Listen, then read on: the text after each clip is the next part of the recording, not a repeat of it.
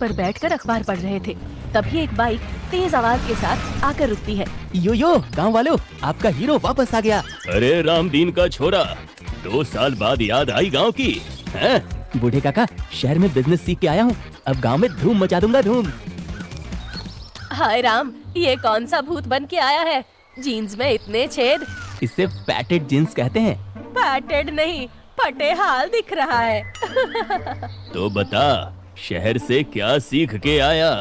काका, मैंने शहर में एक चाइनीज रेस्टोरेंट में काम किया है। अब मैं चिकन फ्राइड राइस बनाना सीख गया हूँ। चिकन क्या होता है? अरे बुआ, मुर्गी मुर्गी। तो मुर्गी बोल, इतनी अंग्रेजी झाड़ रहा है। रामदीन के घर चमेली आंगन में दाल पीस रही थी। मम्मी, मैं आ गया। अरे मेरा लाल, आ गया तू? कितना दुबला हो गया है। शहर में खाना नहीं मिलता था क्या? मम्मी, मैं तो जिम जाता था, बॉडी बना रहा था। अरे तू आ गया, अब खेती में हाथ बटाएगा? पापा, मैं खेती नहीं करूँगा, मैं गांव में रेस्टोरेंट खोलूंगा। क्या रेस्टोरेंट? वो क्या होता है? पापा, होटल जहाँ खाना मिलता है। मैं चिकन फ्राइड राइस बेचूंगा। तेरे बाप दादा किसान थे और तू मुर्गी पकाएगा? छी छी। मम्मी, जमाना बदल गया है, आजकल हर चीज में बिजनेस है। लेकिन बेटा, गांव में कौन खाएगा तेरा चिकन फिकन? पापा, आप देखते रहिए, 1 महीने में पूरा गांव मेरा फैन हो जाएगा, फैन।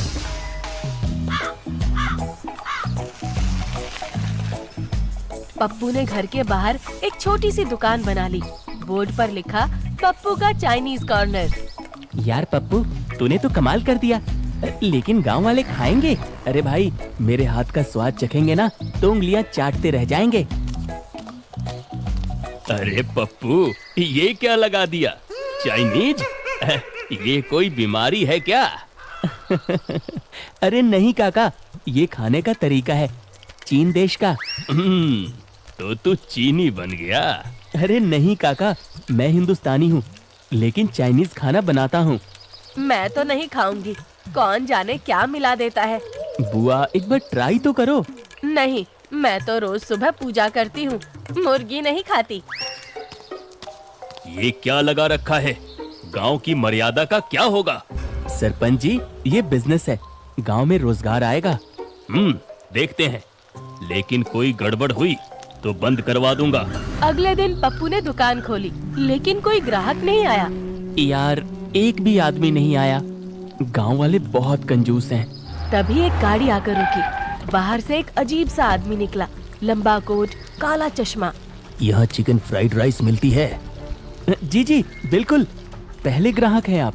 अब 2 प्लेट बना दो, तेज। पप्पू ने झटपट चिकन फ्राइड राइस बनाए और आदमी ने खा लिए और 1000 का नोट निकाल दिया। सर, ये तो बहुत ज्यादा है, अब 1 प्लेट सिर्फ 50 रुपए की है, बाकी रख लो। और सुनो, तुम्हारी फ्राइड राइस मुझे अच्छी लगी, कल फिर आता हूँ। जी जी सर। विक्टर चला गया। चिंटू ने पप्पू की तरफ देखा। यार, ये आदमी कुछ अजीब लग रहा था। हाँ भाई, लेकिन पैसे तो दे गया। शाम को पूरा गांव पीपल के नीचे इकट्ठा था। मैंने अपनी आँखों से देखा, एक शहरी आदमी जिसने कुछ अजीब से कपड़े पहने थे, वो पप्पू की दुकान पर खाना खा रहा था। अरे मुझे वो ठीक आदमी नहीं लग रहा था, पक्का वो कोई बदमाश था। क्या? कैसा मिली है कि इस गांव में एक खतरनाक अपराधी छुपा हुआ है। अपराधी? हमारे गांव में? हाँ, उसका नाम है विक्टर। वो 50 लाख की चोरी करके भागा है। हमें शक है कि वो इसी इलाके में है।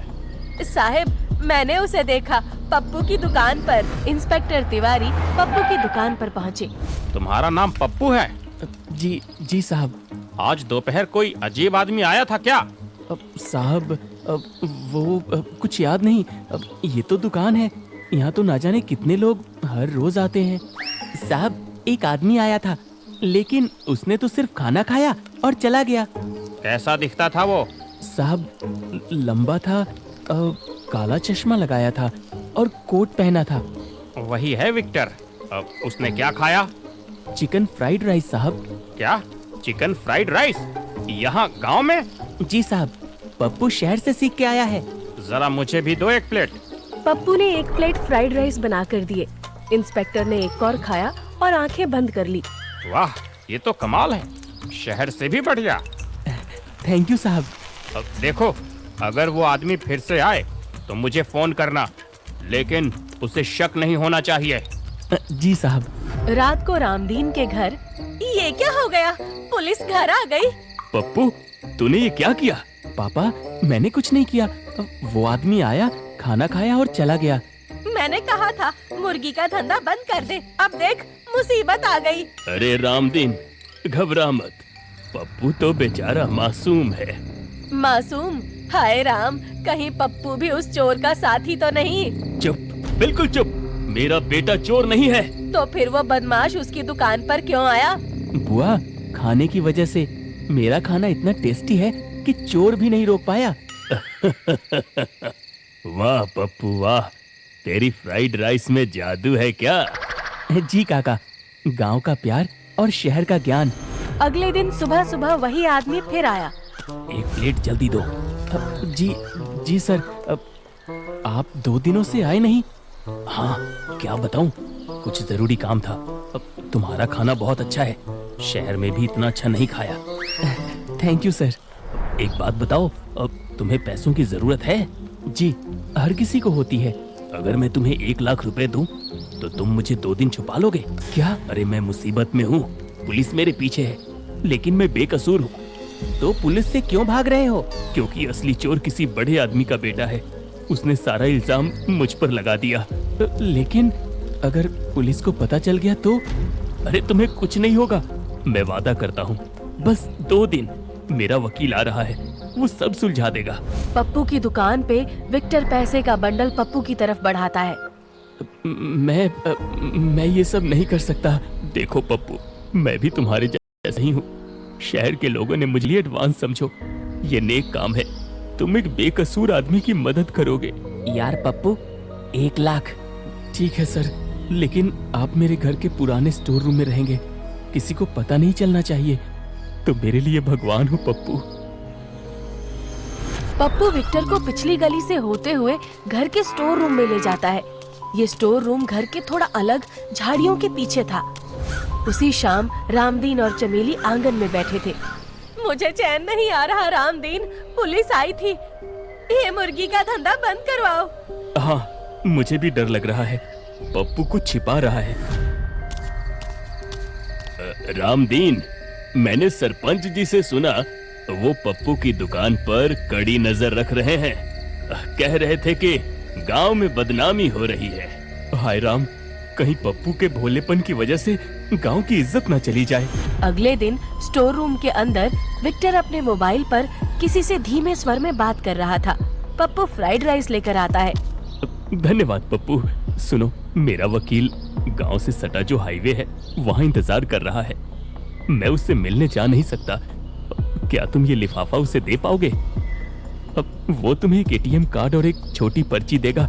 ये मेरे बेकसूर होने का सबसे बड़ा सबूत है। ये जरूरतमंदों के पैसे हैं जो मुझे वापस दिलवाने हैं। जी सर, मैं भी जाता हूँ। पप्पू दौड़कर गांव के बाहर हाईवे पर जाता है। वहाँ एक महंगी कार में एक सूट बूट पहने आदमी मिलता है। तुम पप्पू हो? ये लो, जल्दी जाओ। पप्पू घबराकर एटीएम कार्ड और पर्ची लेता है और वापस आ जाता है। वो विक्टर को देता है। विक्टर एटीएम कार्ड और पर्ची को देखकर पप्पू का शुक्रिया करता है। बस, अब सब ठीक हो गया। वकील ने मुझे इस झूठे आरोप से बचाने के रास्ते तैयार कर दिए हैं। उसका बहुत बहुत शुक्रिया। मैं कल पुलिस को आत्मसमर्पण कर दूंगा और सच्चाई सामने लाऊंगा। तुम कल सुबह इस लिफाफे में रखे 1000 रुपए तुम अपने रेस्टोरेंट के खर्च के लिए रख लेना। मैं खुश हूँ सर। पप्पू, तुमने मेरे लिए इतना बड़ा जोखिम लिया। अगर कोई दूसरा होता तो कभी नहीं करता। और तो कुछ कर नहीं पाऊंगा, लेकिन अभी ये एटीएम तुम्हें जरूर दे सकता हूँ। तुम अपने दुकान का सारा सामान कुछ दिनों के लिए इससे खरीद सकते हो। कुछ दिन बीत जाते हैं। एक दिन की बात है, सुबह 8 बजे पप्पू खुशी खुशी अपनी दुकान खोल रहा था। रामदीन और चमेली चिंतित थे। तू उस आदमी के साथ कोई गलत काम तो नहीं कर रहा ना पप्पू? नहीं पापा, वो कल खुद पुलिस के सामने जाएगा। वो बेकसूर है। तभी पुलिस की गाड़ियों का सायरन गांव में गूंजता है। इंस्पेक्टर तिवारी और पूरी फोर्स सरपंच जी के साथ रामदीन के घर की तरफ भागते हैं। विक्टर, तुम्हें पुलिस ने चारों तरफ से घेर लिया है, बाहर निकलो। पप्पू दौड़कर स्टोर रूम की तरफ जाता है। विक्टर अपने बैग में तेजी से कुछ सामान भर रहा था। तुमने पुलिस को मेरे बारे में क्यों बताया? नहीं, मैंने किसी को नहीं बताया। पप्पू, उस चोर से दूर रहो। मैंने ही रात को तिवारी जी को फोन किया था। विक्टर को समझ आ गया कि उसका सारा खेल खत्म हो चुका है, लेकिन उसकी आंखों में घबराहट नहीं बल्कि एक ठंडी चालाकी थी। वो झट से पप्पू को पकड़ लेता है और उसके गले पर रिवॉल्वर टिका देता है। पीछे हटो, वरना इस लड़के को गोली मार दूंगा। विक्टर, हमें पता है तुम्हारा पूरा रिकॉर्ड। 15 शहरों में ठगी कर चुके हो, अब कहीं नहीं भाग पाओगे। देखते हैं इंस्पेक्टर साहब। विक्टर पप्पू को घसीटकर स्टोर रूम के पीछे की छोटी सी रसोई में लाता है। इस रसोई की पिछली दीवार पर एक छोटी सी जालीदार खिड़की थी। वो सीधे गाय भैंस के तबेले की तरफ खुलती थी। जल्दी उस कढ़ाई में सारा तेल और लाल मिर्च पाउडर डाल दे। आग एकदम तेज। क्यों? अरे जल्दी कर। पप्पू तेजी से गर्म तेल में लाल मिर्च डालता है। धड़ाम, एक भयंकर आवाज आती है और तीखा काला धुआं पूरे कोने को ढक लेता है। धुआं इतना तीखा था कि आंखें जलने लगती हैं। धुआं, सब पीछे, पानी लाओ। गांव वाले खांसने लगते हैं। चारों तरफ अफरा तफरी मच जाती है। तभी विक्टर चीखते हुए कहता है, पप्पू, तुम फिक्र मत करना, मैं तुम्हारी बेल जल्दी करवा दूंगा। आगे का प्लान जारी रहेगा। अलविदा। हाँ, एटीएम कार्ड संभाल के रखना। पुलिस जब तक रसोई में घुसती है और धुआं साफ करती है, तब तक साहब, पीछे की खिड़की खुली है। वहाँ घेरा डालो। लेकिन तबेले में सिर्फ डरी हुई गायें, गोबर और पुआल बिखरा हुआ मिलता है। सरसों के खेत में दूर तक कोई नहीं दिखता। कमबख्त चालाक है, उसने गांव की सादगी का फायदा उठाया। इंस्पेक्टर जब मुड़कर पप्पू की तरफ देखता है, उसकी जेब में वही एटीएम कार्ड क्या है? ये डायरी किसकी है? और ये लिफाफे में सारे जाली इंफॉर्मेशन किसके हैं? इसे गिरफ्तार करो। नहीं साहब, मैं बेकसूर हूँ। मुझे नहीं पता ये सब कहाँ से आया। उसने मुझे धोखा दिया। मेरा बेटा बेकसूर है साहब। वो सीधा साधा लड़का है। मैंने कहा था ना इंस्पेक्टर साहब, जरूर कुछ बहुत बड़ा खेल चालू है। सिपाही पप्पू को हथकड़ी पहनाते हैं। पप्पू मुड़कर अपने टूट चुके माता पिता को देखता है। पुलिस की जीप गांव से बाहर निकल रही थी। पप्पू जीप में बैठा था। उसकी आंखों में आंसू थे। तुमने सोचा चोरी के पैसे से रेस्टोरेंट चलाओगे? वो एटीएम कार्ड जो हमें तुम्हारी जेब से मिला, वो 50 लाख की चोरी का असली खजाना है। उसने मुझे फंसा दिया। उसने तुम्हें फंसाया नहीं पप्पू, उसने तुम्हें इस्तेमाल किया। तुमने सोचा कि उसने तुम्हें वकील के पास सबूत लाने भेजा था? नहीं, उसने तुम्हें सिर्फ इसलिए भेजा था ताकि तुम्हारे हाथ उस एटीएम कार्ड पर लग जाएं, ताकि जब हम उसे पकड़ें तो वो ये साबित कर सके कि ये कार्ड तुम्हारे पास है और तुम ही असली चोर के साथी हो।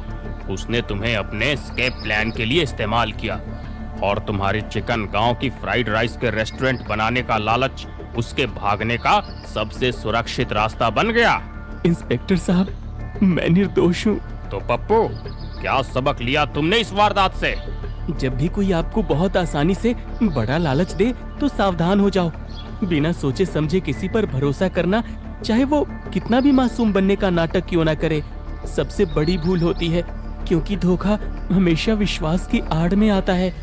जीप गांव की धूल उड़ाती हुई आगे बढ़ जाती है और रामदीन, चमेली और बुढ़े काका उदास होकर पप्पू के खाली पड़े चाइनीज कॉर्नर की तरफ देखते